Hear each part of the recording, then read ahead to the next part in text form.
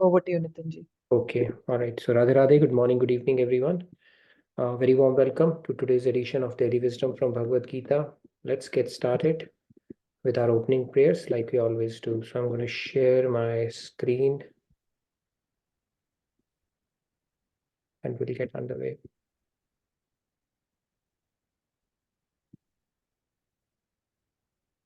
Are you able to see the screen?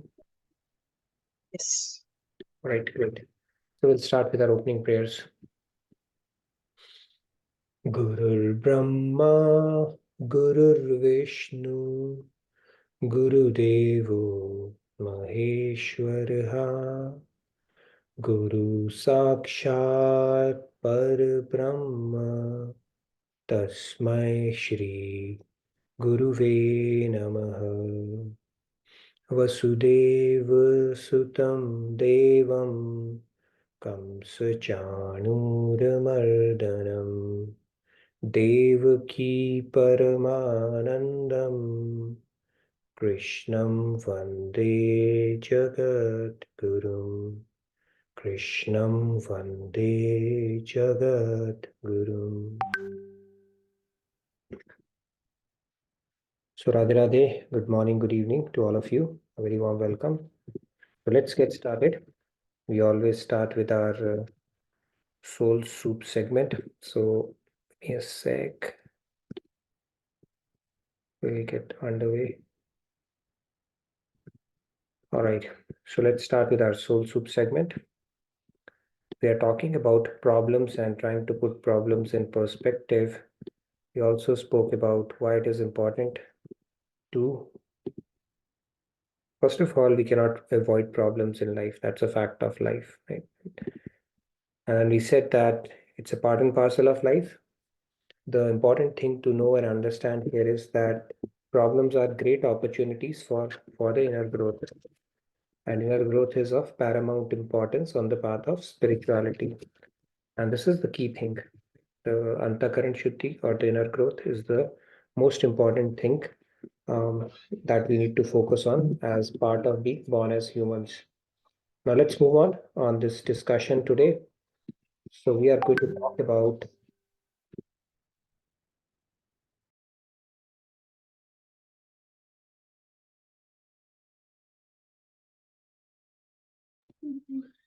facing obstacles, the price for improvement. Like there is a saying that growth happens at the end of our comfort zone. So when we are complacent and in our comfort zone, then the growth does not happen. So this is the price, and everything in life has a price tag. Price tag, if we pay the price for it, we get that thing. And if we need growth, we have to face obstacles. This is how it goes. It's a very simple principle. If you don't face obstacles, we will stay where we are. And that is the price one has to pay to grow in life. Now, let's learn from Eagle. What can we learn from Eagle? Let's talk about that. First of all, there's a rule that if we wish to improve at anything in life, then we have to be prepared for dangers to surmount, obstacles to overcome, hardships to face, and pain to bear. This is the price we have to pay for improving ourselves. Okay, this is how it goes. No pain, no gain. Right? We have heard about this so many times, but this is how it actually goes as well. Now hardships are the times when we are forced to face, do austerities and exert ourselves. We may have to even deny our mind and senses the comfort and the luxury that they demand during hardships. Now let's look at this example that the hardship, right? For example, the old age is an inevitable part of life, and it's an opportunity for us to, that is God's design for us to practice austerity. All right, so many things we have to let go of in old age. When our teeth start giving away, we have to start having soft food. When our taste buds start diminishing, we cannot start compensating for it by putting extra spices and stuff. Nature gives us a lot of ways to actually practice austerity, and if we don't do that, we see the results, right? How they come. Now let's look at this, attitude the inevitable pain, how we can, utilize it, or how can we face it when those kind of problems happen. And that's where we are going to learn from an eagle. Now, if you look at an eagle, when a storm begins and the storm starts brewing up, it does not cower down, before it. It flies to a high spot and waits for the wind to blow over. And when the storm sets in, the eagle spreads its wings and uses the drift of the wind to rise higher and higher in the sky. And it does not run away from the storm, rather, it uses the storm to its advantage. While the storm is raging below, the eagle soars above it, it rises above it. And that is the way eagle weathers that storm. Now, what can we learn from it in our life? There will be people who will pull us down in our life. They may pose obstacles to us in our life as well. Now, one option for us is to lower our game and stoop to their level. And the second option for us is to raise our game even further. So both options are there. And what our spiritual principle is telling you, keep on raising your game until what they are trying to do becomes irrelevant. Also, there is a saying in English which says, "Don't stoop down to the level of people who do not make sense or who are annoying you or picking up altercations just for the sake of it, because first they will bring you down to their own level and then beat you with experience." Okay, so it's a losing battle, anyways. So that's not a good strategy. Another example from eagle is that, when the crows they get around an eagle, they start pestering it with short turns and quick movements. But the eagle, it refuses to fight with them. It simply lifts itself to such a height where crows cannot reach it. So it knows when to pick its battles as well, right? You cannot be possibly be picking every battle that comes your way. And rather than participating in that, it actually soars high, and it knows the secret that by increasing its altitude, uh, it's going to leave all the crows behind rather than picking a battle with each one of them. Right? So similarly, when people pester us, it is an opportunity for us to move ahead and leave them behind, as opposed to picking up battles with each one of them and bogging ourselves down in the process. And the most important thing or ingredient in facing hardships or adversities is the proper attitude. And the British poet Rudyard Kipling, he expressed it in a very beautiful poem called If.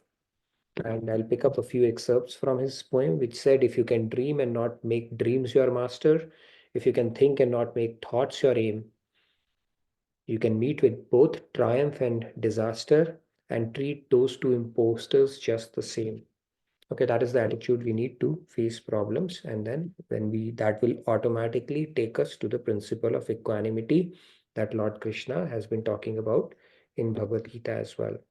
Okay, but this example of eagle, you can always remember, when the storm starts brewing, it soars high and weathers the storm by rising above it.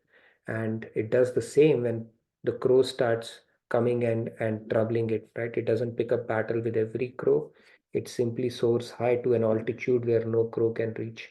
And in our life, when we come across these kind of situations, it's better to raise our level even further up rather than stooping down to the level. This answers one of the questions that people keep asking, right? In corporate life, do we have to really play the game or, the way everybody else is playing? Not necessarily. If you are really good at what you are doing and you continue to focus on those fundamentals, things will work out, align somehow or another, because now you're aligning to the spiritual principles. Of course, you need to be smart.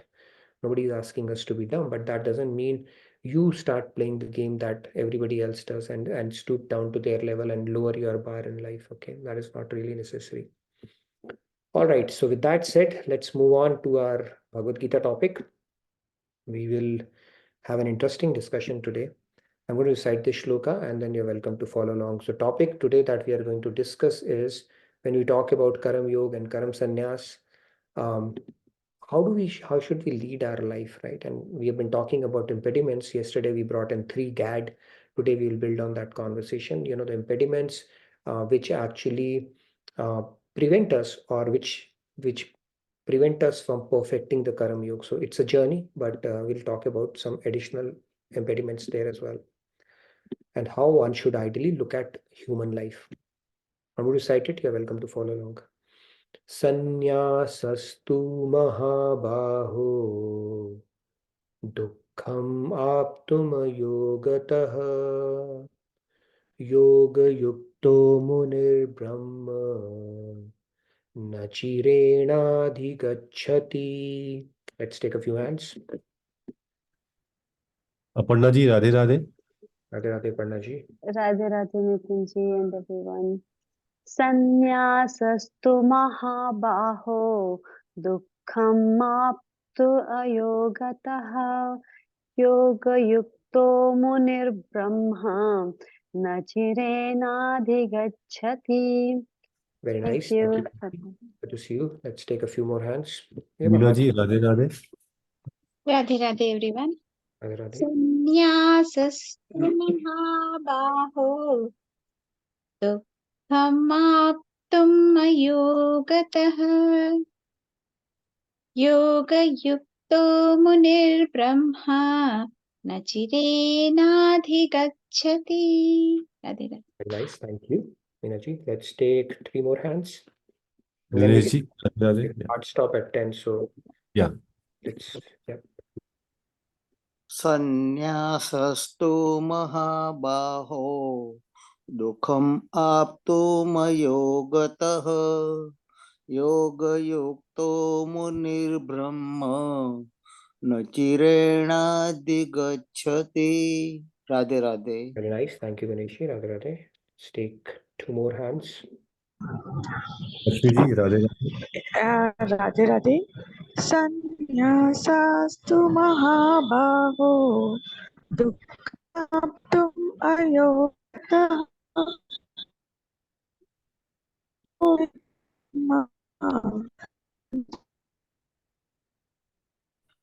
Voice is breaking.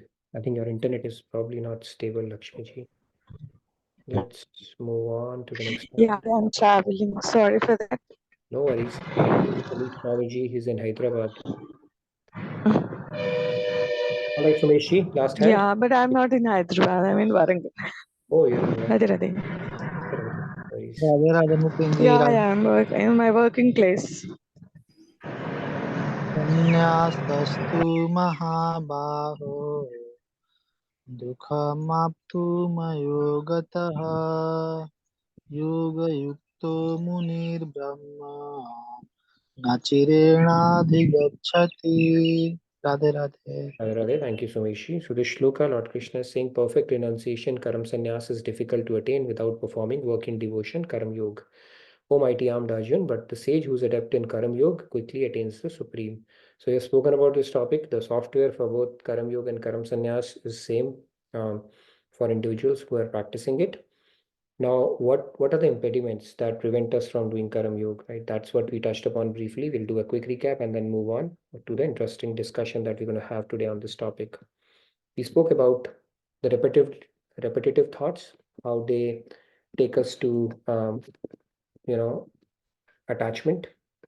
Like, so repetition of thoughts around this is going to give me happiness, this object, this thing, this person. Those result in attachment because our mind forms a neural channel around it, right? Attachment in itself is not innocuous, or you may say, okay, I've just formed an attachment, so what's a big deal? Now what happens is through attachment comes desire, right? And when the desire comes, there are two outcomes. Either it gets fulfilled, then it leads to greed, or if it doesn't get fulfilled, it leads to anger. And the moha aspect is there in both because now you are having some kind of a element of attachment around this part, and this cycle keeps on repeating in different things in our life. Now this is a concept we spoke about yesterday. Now let's move on, and then we spoke about these GAD, these three elements that we have, the anger, greed, and desire. When we purify our motivation behind the work, which is essentially what Karam Yoga is, then we can get rid of these afflictions, or we can dovetail it in the right direction. Like, yesterday, I think Aarti ji was asking that you have a desire to attend satsang or the sessions. It's a good one. It's a good desire. Now you have dovetailed that material desire towards something which is spiritually uplifting. So when it is dovetailed or channelized in the right direction, then it becomes an asset. But right now, these things are liabilities that we are carrying in material life. Now, this Karma Yoga is the way to purify it, and purification of without the purification of mind, the true detachment which is needed for us to progress on the path of spirituality becomes a distant dream. Now, detachment does not mean that you don't own anything. Detachment means that nothing owns you. If you own a mobile, that is fine. But if mobile starts owning you, where you're checking it all the time, then that's a problem. Right? If you own a car, that's not a problem. But if that's taking your mind space all the time, then that's a problem. So that's essentially what happens. It's like the boat trying to navigate through the water, but the water has gotten into the boat. Right? That is where the problem starts happening. Now let's move on, and I'm going to see we have a hard stop. So we're going to spend a lot of time today discussing some of the stuff here. So let's talk about, okay, what do we have to talk about here? Our antakaran, ethereal heart. Our antakaran, which comprises of man, buddhi, chitta, and ahankar. These four components, and cleansing of antakaran is the objective of spirituality. And in fact, that's our primary goal as well as humans. So our antakaran heart, ethereal heart, so to say. Now, this is what our heart is, as you can visualize. Now, what does our heart has? What occupies our antakaran? Let's try to understand that. Now, our antakaran is the usual suspects, right? Unsurprisingly, it takes a lot of our space, friends, relatives, near and dear ones, immediate family member, that takes our mind space, our antakaran. It is compartmentalized. They take our space, and we have gone through that hierarchy already, right? Who's more closer and who's taking the most dominant position in your antakaran and stuff like that. We're not going to get into that today, but let's understand what all, how the space of our antakaran is typically filled up. Then, of course, the other things such as we may have material, things like our house, we may have an attachment. I have built it using my retirement funds, or the dream house that I had always craved for. Finally, I got it and got the innovation done the way I wanted. These things do take our antakaran mind space as well. And some people make it a sole objective of their life only, right? Changing house and giving it those touches that they always looked for. That is one of the things. Some people are married to gadgets and cars and stuff like that as well. Right. So these are some of the things. I mean, it could be your bank balance, gadgets, car, things, that dream vacation you always wanted to have. So there are a lot of things which are piled up in our antakaran. And part of it is, for some people, it may be, Michael Jackson also, right? Or Britney Spears for that matter. That also takes our antakaran during different stages of our life, right? So Michael Jackson has also made it to our antakaran. Now let's understand this bridge. Right? Now this is a bridge. Yes, Artiji, you didn't like Michael Jackson, or what happened? Please go ahead. Artiji has raised hand. You have a question? Please go ahead. Artiji, let's unmute her. If you can raise your hand. Artiji, Radhe Radhe. Yeah, Radhe Radhe Hari Om. So our antakaran is actually filled with our vasanas, right? Through our attachments, basically attachments, right? It is filled, our antakaran is filled with where we lend our mind space to. Right? It could be a vasana, or basically our attachment, or things that we want, right? Those things are there as well. What I'm trying to say here is that these entities, they fill up a lot of space of our antakaran as well, because we do have some kind of an attachment going on, or lending our mind space to those things for majority of our lives. But these these attachments are only from this life, or it was already there from previous births as well. It is from previous births, right? See, we are attached to relationships. It is coming from previous, because we are attached to relationships. We think, these people are going to serve our self-interest. Now the roles keep changing, but attachment remains. So where is that attachment, natural attachment, coming from? So it is a conditioned state of our mind that persists or that continues. And let's say you have a sanskar of being very attached to maybe some of the material things, or holding on to things and not giving it away. Those sanskars are carried forward as well, right? So whenever we come back as humans, we still have to deal with those sanskars. They're not running away anywhere. Okay. Okay. Now let's look at the story. I'll come back to that. I see a couple of hands. Please keep them raised, okay? You will not get tired, so just keep them raised. We'll come back to you. So here's a bridge, right? Now, if you look at the bridge, there are endpoints to this bridge, right? So this is, now you are crossing this bridge. You have to cross the bridge to, go from point A to point B. You are on the way to San Francisco, let's say, and you have to cross this bridge to go to San Francisco. And the journey is pretty long and arduous. So you decide to take a rest at the motel on the way. So when you are staying at a motel, which is also called Dharamshala, by the way, Dharamshala is a place name in Himachal. So pretty close to my hometown, ex-hometown. So this is called motel or a dharamshala, which is a temporary stop that you have in between. Now, if you have to simply take rest and move on to your destination the next morning because you already had a pretty long drive, would you? I mean, of course, you need a good night's sleep there. Would you really care about the kind of curtains that you're seeing, or the color of, or the texture of the walls? Probably not, right? Somebody might say, no, if I paid $500, I would care for it, but typically you will not, right? It's just a pit stop that you're using to take some rest and then move on to your destination. You would not really care about it because in grand scheme of things, it is inconsequential or insignificant, other than the fact that you have to spend a part of your time and then move on to where you really need to go, right? That's how it's meant to be looked upon as. Now, in the journey of life, we are trying to cross this bridge as well, right? This bridge is nothing but a journey from birth to death. Okay, so we all have our tickets, from birth all the way up to the death, and we have to cross over this bridge. And like they say, right, Swamiji beautifully explains, it's a journey from B to D with C in between. C is choices that we make. So B to D and C in between. Now, this dharamshala or the motel is nothing but our world. Which world? This world. Okay, now we have hung up.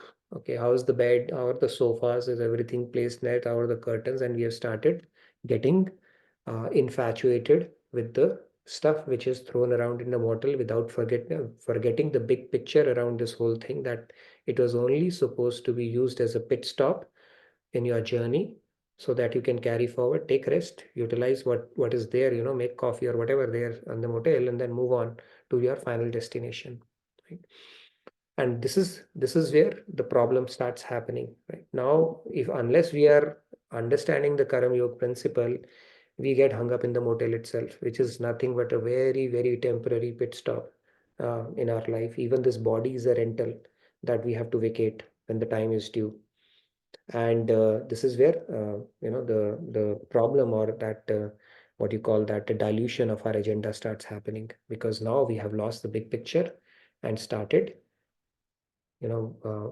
training our attention on something which does not carry, I mean, it has its own significance, of course, but not to an extent that we start playing in our heads. Okay, now let's take a few hands and then I'll move on how it has to be played out, and that what is the concept of Karam Yoga and Karam Sannyas related to the discussion that we are having. Yes, Sandhya, go ahead.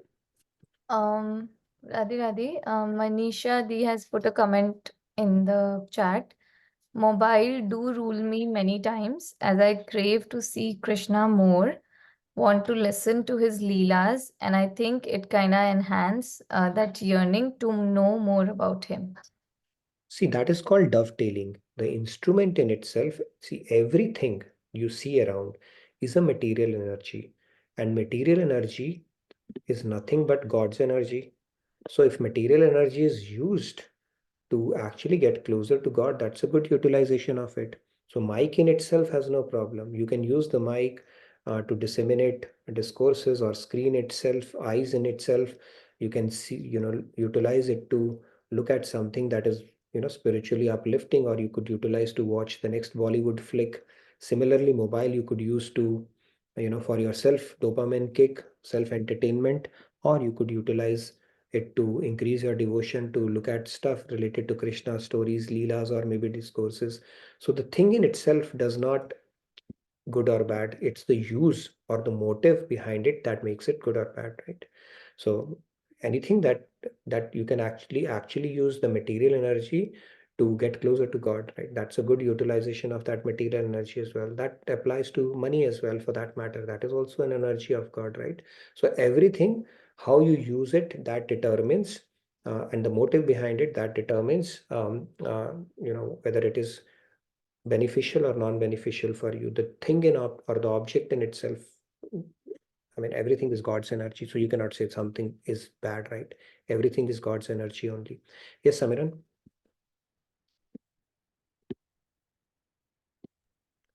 Let's unmute. Radha Radha Nikunji. Radha Radha. My question was about the thing that you said just a while ago about the previous birth and sanskar. So, in this lifetime, in material relationship, like someone is very attached to his brother, or mother is very, very attached to his son. So, is it also that has a past sanskar, like past birth sanskar, to do with it? Anything? Yeah, the attachment part of it, right? Material attachments to relationships, of course, that's our past sanskars, right? The conditioning that we have acquired across multiple lifetimes. So that is, conditioning is always there. Unless we have started looking at those relationships in its perspective, and that is also a journey. You cannot simply rise above that just like that, right? It's a journey. But if you have very strong bonding and attachments to thing and relationships around, you will carry those sanskars at some point in time, or in one of the lifetimes you'll have to tackle that anyways. So yeah, it is something that we carry forward. And then of course the impact of our current life is there as well, right? Some of it is past sanskars, and then the imprints of current life that fall on us, they can deepen those sanskars as well, right? You never know, unless we are systematically working on those. It can take us further, it can further entrench us into this material world, especially if those sanskars are strong. So typically we are driven in an autopilot mode. Our gunas and our sanskars are driving us. But then Bhagavad Gita tells us you have an ability. You have the ability to actually take a back seat and say you can challenge your sanskars and you can challenge your natural gunas and start rising above those, right? Because you can observe yourself, you can take a witness. You don't have to be, you can become a spectator, read yourself and do something about it. And then God's grace can make impossible possible. By the way, tomorrow we're going to talk about grace concept in more detail. But yes, to your point, possibly we have acquired it from past lifetime, and in this lifetime we have deepened it. That is always a possibility, right? So those things, see, our mind, the way we have molded it, it is our permanent accomplice. Whenever we come back as humans, we still have to deal with the same mind. So the more we cleanse it now, it's like you have a holiday homework. Somebody has given you this much holiday homework. So if you have done this much is remaining. If you have done this much is remaining. Or this much was your homework when you began your life. Now you have increased to this much. All possibilities are there. Okay, and that extends to all the deepening of sanskars that we continue to do in this life as well. It could be related to any relationship, thing, object, entity, whatever it might be. Yes, Aparna ji.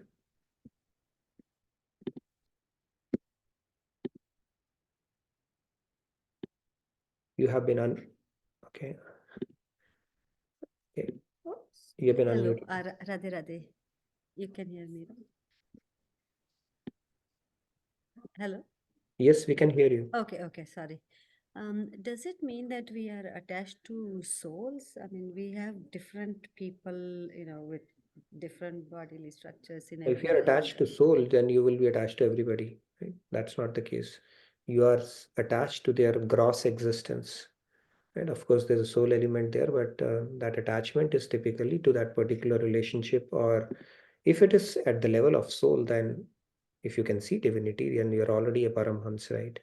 Or a Hans. Then you would be attached to everybody. Why limit your bubble to only a selected few in that case?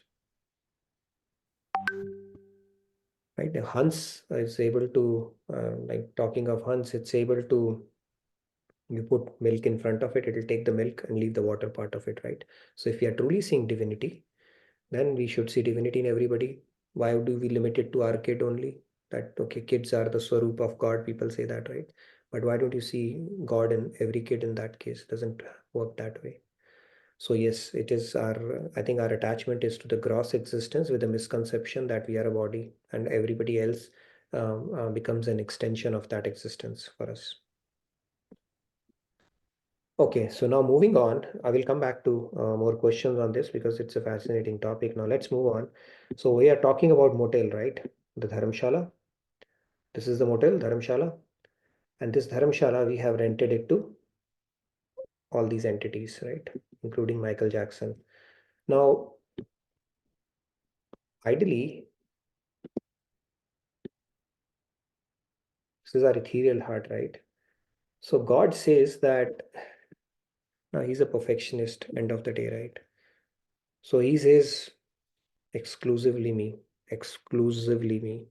I will say I like variety. I like variety. Okay, what exclusively me? So he said, fine, I'll give you some variety. So what is the variety he gives? He gives us variety in form of his names. You see the names? Jai Shri Ram, that's the theme of the year. Or Hare Krishna, Hare Ram, Radhe Radhe. He said, fine, take my name. He said, no, name becomes Neeraj after a while. He said, sure. Think about my forms. Okay, whichever your Ishtadev is. He said, all right, forms is fine. And do I have more variety? He said, yeah, sure. You can think about my Leelas. Think about Yashoda Maya. Think about my Parikars. That, you know, the Bal Leelas that I did when I took avatar. You think about my attributes, virtues. You think about my Dham, Golok Vrindavan, or, you know, and then you can always think about my parikars and saints. So he's given us variety in that as well. So as long as it is within this realm, no problem whatsoever. You are subscribing to Karam Yoga only because you have that thing at the back of your mind. But if you go beyond that, it's like this. See, when you are in your regular life and you start becoming spiritual, and you start talking a lot about God, right? Radhe Radhe or Hare Rama, Hare Krishna, then your material relations, they start becoming a little iffy. They say, you know, we are also puja parthi. What's going on here? You know, don't become a saint or a Baba here. They start becoming a little right. So God says they have a problem when you think about me. And conversely, I also have a problem. When you think about in my realm, I give you these Naam, Roop, Gun, Leela, Dham, and Parikar. I also have. Now don't bring them.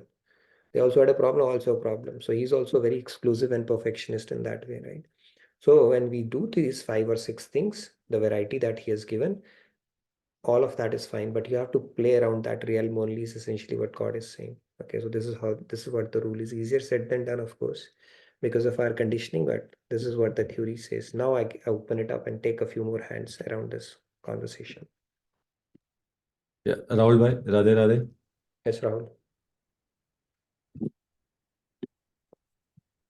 Radhe Radhe. Radhe Radhe, Rahul. Maharaji also says about that ananyata or exclusivity in 3 things. First is your guru, Ishtadev, and then third is the path, which is bhakti. Yeah, so yeah, that is what I just wanted to mention. True. Radhe Radhe. Radhe Radhe. Good point, Rahul. Nirantarta, Ananyata, Nishkamta, these are all the things that are keep on getting reiterated, right, on this path. Very true. But yeah, we do have variety in this case as well, right? Kirtans, when we do or we take God's name, we do chantings, the Roop Dhyan. Any of this in this realm is actually spiritual, taking you to the divine realm. Anything other than that takes you to the material realm. So right now, our Antakaran is filled with a lot of other things, and gradually that needs to be substituted, is essentially what Karam Yoga is. Now, when you see the beauty of Karam Yoga is you don't have to subtract anything, right? When you start purifying your intention, automatically this will keep on getting added. In one of our sessions previously, we had done that, right? You don't have to subtract anything in your life.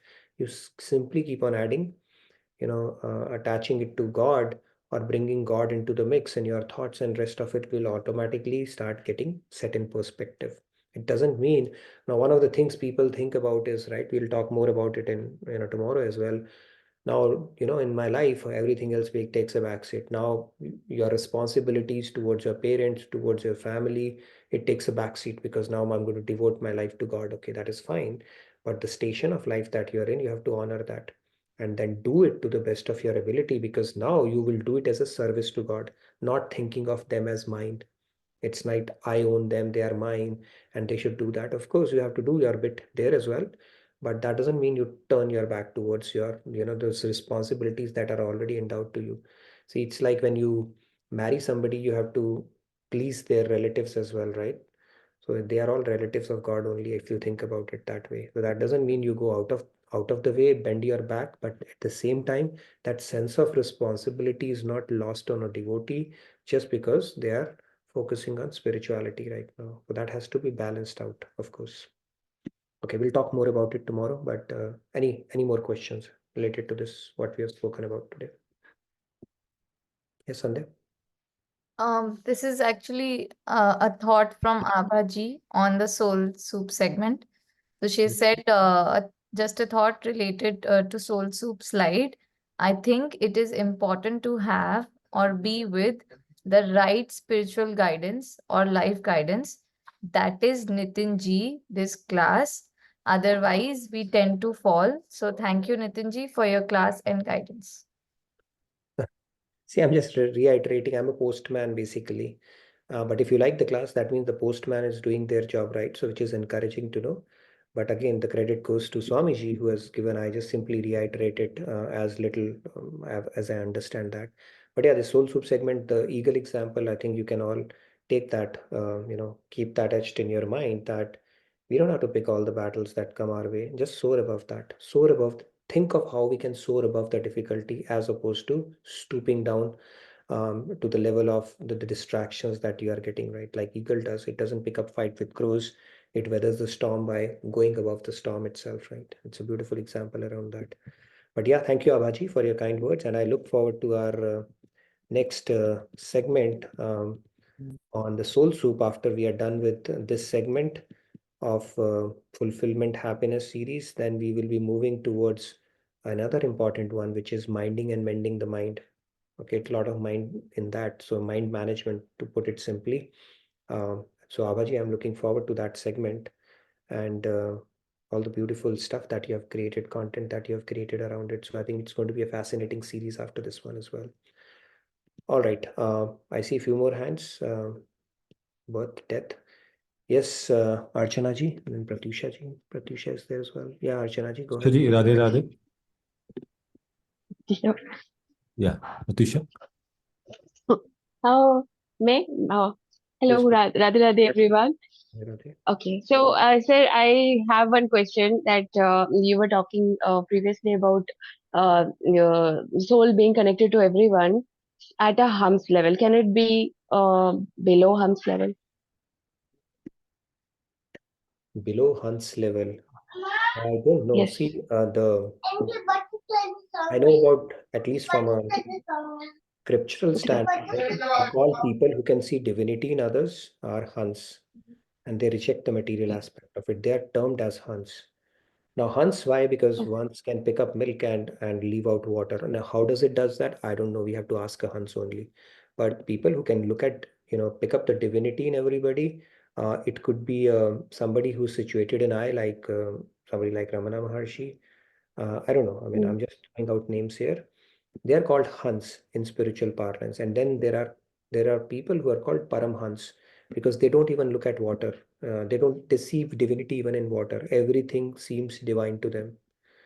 Is there any level below that? I don't know. I think it starts with seeing divinity. Um, Below divinity would be more sattvic. You are just noble, generous to pretty much everybody, whomever you come in contact with. But I think starting to see Like divinity. I'm talking about people like who are empaths. They can experience I get that. people's Empaths. pain. Empaths. That is a category. If there are empaths, right, who are very compassionate and empathetic towards everybody to an extent that they take their trouble on themselves and They can experience others' pain, physical and empath. mental. They call it empaths. Yeah, that's right. Yeah, that could probably come as a first step around that. But that is still in the material realm. They have not cut a corner spiritually as such, right? Even in empathy or even in compassion, we have spoken about this concept of material compassion and spiritual compassion, right? So they are operating more from a material lens at that point. Okay. Okay. So, and then I have two examples if I can share Sure. regarding this. So one is like what I always think is like, for example, there's a thief.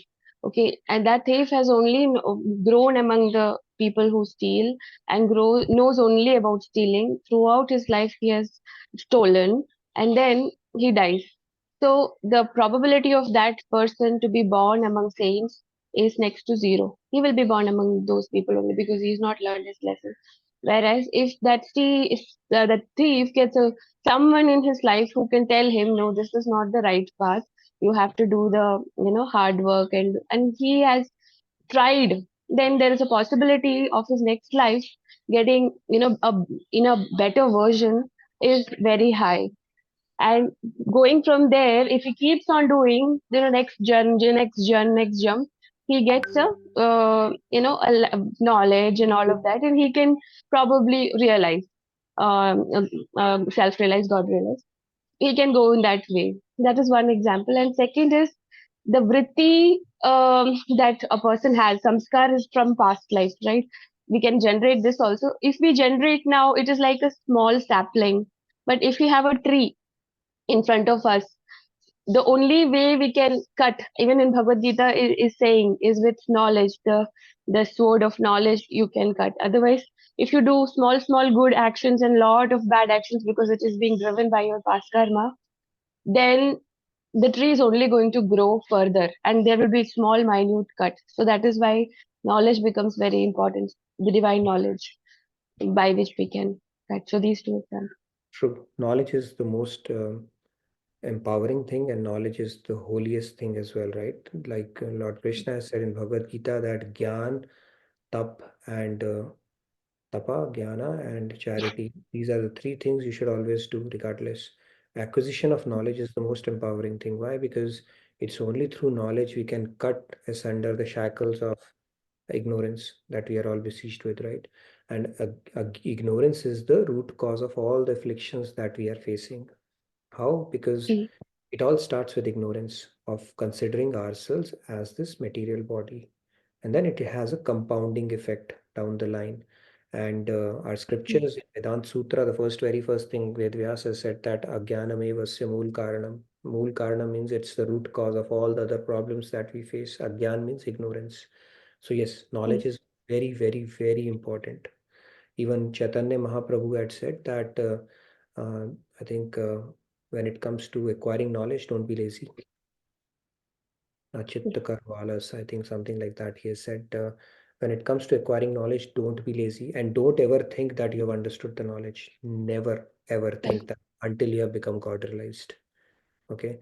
Some people used to say, tell Maharajji that, you keep telling the same things. Can you start changing your example? He said, no, you'll have to listen and you have to keep listening to it until you become God realized. Why? Because the knowledge will slip when you really need it. The Maya is God's energy. You can't think that you have gotten the knowledge. So that is our complacency, which may make us believe we have understood it, the knowledge, but the knowledge, it's not so easy to remember without God's grace. And unless we have put in a lot of hard yards and gone through the grind of thinking over it, mulling over it, chewing over it, ruminating over it multiple times. Archana ji, let's hear from Archana ji and then come to Sandhya.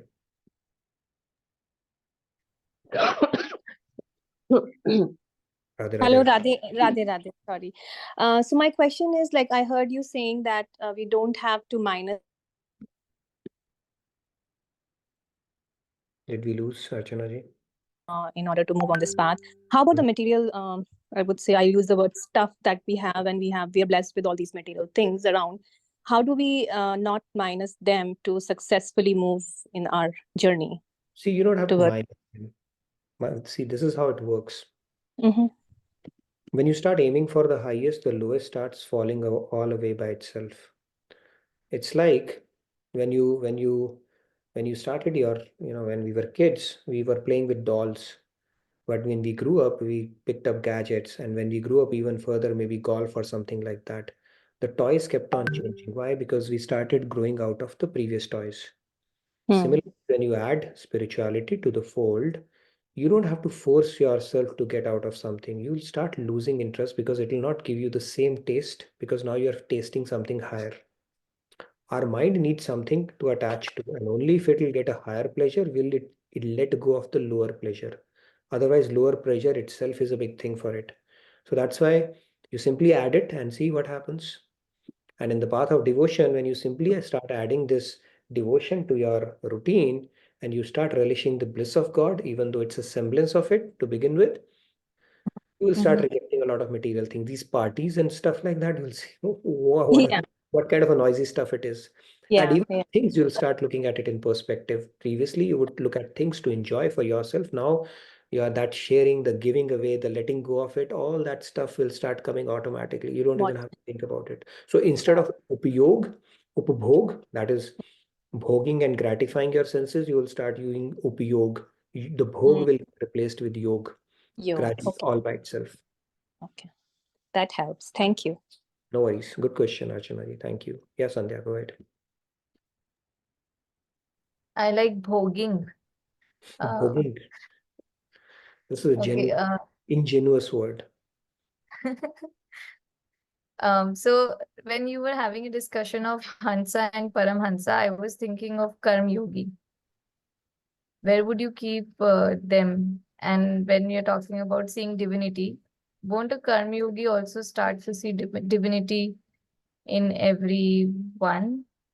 See, that is the aspirational state of a Karam Yogi, right? We are work in progress Karam Yogi. So it's going to be a journey, but think of it when you start perfecting Karam Yoga, when your consciousness is ruminating over, everything is God's energy only and you are serving God only, then it's just but a natural consequence that you'll start becoming a Hans and finally Paramhans. That is why Lord Krishna is saying one who perfects Karam Yoga attains God easily. He's saying easily in this shloka, right? But to become a perfect Karam Yogi is hard. Once you have become it, then you attain God easily. So yes, you will start moving towards that stage. At least that's what it seems like because now you're attributing and attaching and linking everything to God. So, and a related question from Aparna ji. So, by that logic, are you saying are all saints Hansa or Paramhansa? See, all saints, actually, if you think about it, saints are godalized. When somebody, now let's go to the definition of godalized. Godalized means who has become godlike. They can only see divinity. However, for them to operate effectively in this world, they take a step down. They become a Hansa so that they can deal with people like us. And then they can propagate this message and they can subsist themselves. In last 12 years of his life, Chaitanya Mahaprabhu, he would see God even in rice. How would he eat? He spent those years in isolation.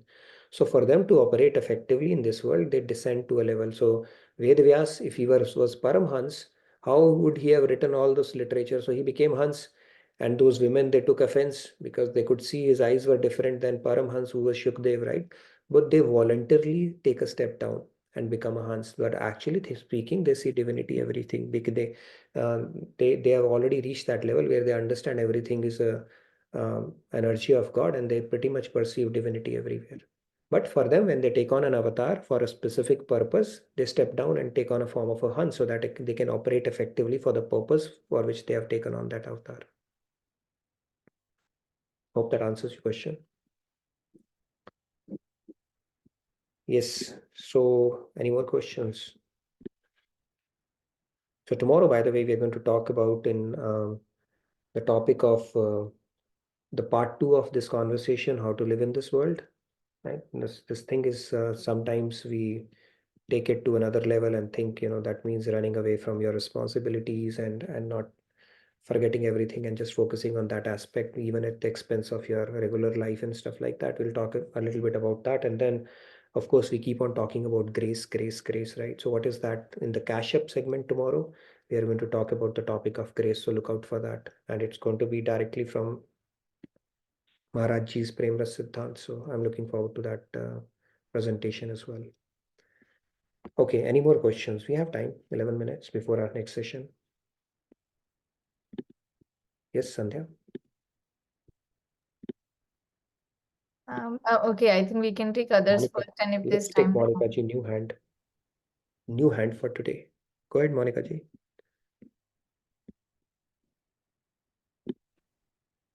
Yes, you have been unmuted. Radhe Radhe, everyone. Radhe So Nitinji, this question I'm asking for someone else, and I'll pass on the answer because the person is not in the session. But how do you?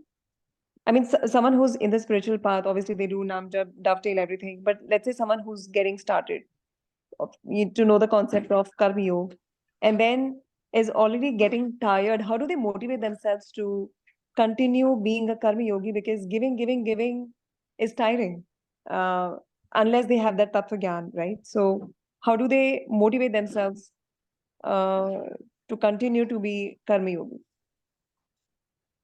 Giving, it's about, see, material world is about give and take, right? So you may be a bit contextual this question, what aspect you are asking about that. Karam yogi doesn't mean you start becoming a giver, in the material world where you have to balance it out, right? That giving aspect that we spoke about is usually reserved for God, but in our relationships, we said that it's good to leave something on the table. You are giving more than you are receiving, right? That's always a good policy. But Karam Yoga aspect is something when they truly understand that aspect, right? Then of course it is accompanied by, like yesterday we were talking about it, right? Aarti ji had asked that question. So the first symptom of Karam Yoga is if you're truly doing Karam Yoga, then you will not get stressed because that attachment is not there. You're doing it for the pleasure of God. So if you are getting stressed, if you are becoming anxious, if you have some kind of an expectation, right, that will bring in restlessness and some kind of an agitation or turbulence in your mind. But if you're truly doing Karam Yoga, it will be accompanied by joy, peace, serenity, joy, and bliss that you experience and freedom in your. And if you're already experiencing that emotion, isn't that a good enough incentive for them to continuing investing in that? So they first need to really question, are they doing Karam Yoga? Have they really understood the depth of it? If yes, then that experience itself is so refreshing and liberating that you would like to replicate it as often as and as frequently basically as you possibly can in all walks of life. So I think that question needs to be answered, because if they're getting tired or they're having some secret expectations, your attachment to results, all those stuff is there, then it's under the disguise of Karam Yoga but not truly Karam Yoga. I think that needs to be understood, what situation they're feeling tired, because it should actually be followed with a refreshing, liberating, and a joyful and a blissful feeling, not the other way around. If you're truly practicing Karma Yoga, it should lift the burden off your shoulders and make you feel more empowered, as opposed to getting stressed out or weighed down by the weight of expectations of the results or what other people should be doing for you. That thing is taken out of the equation completely, or at least you're working towards that. So let's talk more about it. What is the context that we're talking about? But let's be very clear around it. Are we truly doing Karam Yoga? Your mind will tell you you are, but you have to really check your motive intention behind it, because if you're stressing out, you're not truly doing Karam Yoga. There is an attachment somewhere to the result. Okay, yeah, sure. Let's talk about what is this giving in Karam Yoga that you're talking about and this particular situation. Maybe we can have an offline conversation and then we can get the distilled message from that if it is applicable for rest in the session itself. Okay, so that we can certainly do. Yes, Rahul. Yeah, Radhe Radhe. Just wanted to add one announcement. We have 2 days to go when the family camps discount of 30% ends. So do try to check it out and avail that. Yeah. Okay, And that will 30% be a discount. truly, It's one person more can come up. Okay, that's good. yeah. And Radhe we have Radhe. a retreat also coming, Kirtan retreat coming up with Swamiji, right? Yes, So that is completely free of cost from April 19th to April 21st in Dallas. Yep. Thank you, Rahul, for that. Okay, we have 6 more minutes, so we can probably take a couple of questions. Please fill out the feedback tracker if not already. Always good to see questions or anything that you may have related to session. And tomorrow we are going to have continuation of this discussion and our cash up segment. And day after we have the spiritual secret. So lot of things lined up for this rest of this week. Yes, Sandhya, go ahead. I guess you're going to discuss this tomorrow, but because there's time, I wanted to bring it up today. So you mentioned, right, we discussed this, that dovetailing anything and everything to God is good, and then there is no problem with that. But at times we may not realize, like suppose we were talking about hearing about Krishna on our phone. But do we have to keep a cap at it? Like we can do it throughout the day, right? We can just enjoy it so much. But then at some point of time, we need to stop. And as as you said, right, duties True. We have to balance it out, right? and also maybe selfishness versus selflessness kind of a. I mean, it's a good thing to start off with, especially if you're, but then beyond a point, we have to do something as well, right? So that is where Maharaj used to say, right? People who are too much in bhav and stuff, they said, go and put them in seva, because now that is also starting becoming selfish. You just want to enjoy that bliss. So that is where seva comes in, because it will help you build nishkam bhavs and take you higher. So after a while, that also becomes addictive. You just want to enjoy it for yourself. And look at Swamiji, if he were given a situation, I mean, he would rather immerse himself in his sadhana and enjoy the bliss, but he goes out and preaches throughout the year and even answers every second question that every people ask, even same question repeatedly. And he's sacrificing his own bliss for that. And all of us can take a leaf from that and think of how we can start contributing towards seva to build nishkam sanskars. Otherwise, that bliss is good to start off with, but beyond a point, I think we need to really look, what are we doing? Is it just our own seeking? Now we are sacrificing the other duties.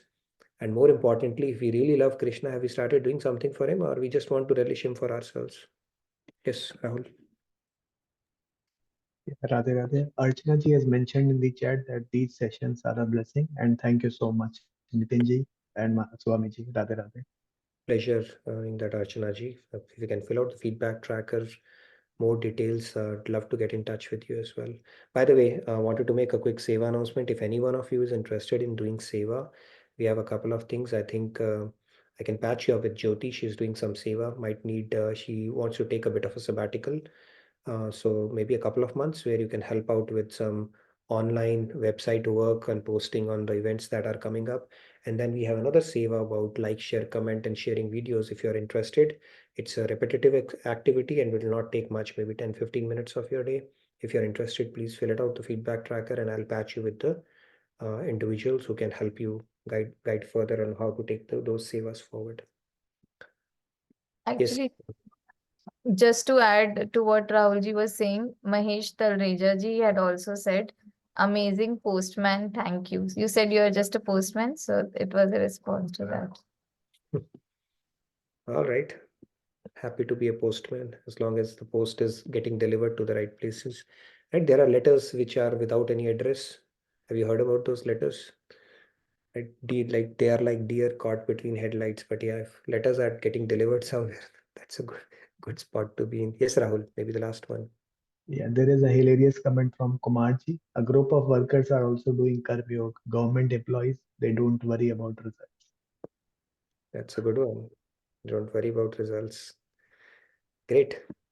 So, yeah, I would encourage you to register for the Kirtan retreat, plan for the family camp, go to the nearest spiritual retreat that you can find, whether in India or in US, and do whatever you need to do to come to the family camp and pay a visit to us in Arketi, Radha Krishna temple. Apply for your visa, take a donkey route, whatever works for you. Okay, we'd love to host you and see you here. So with that said, I'd hand it over to, I think I see Ajay and Sunil Bhai already there. So over to you for the next session. You can stay back for the next session. Radhe Radhe, good night, good day from my side. Please do fill out the feedback tracker for any questions that you may have. So thank you from my side. Bye.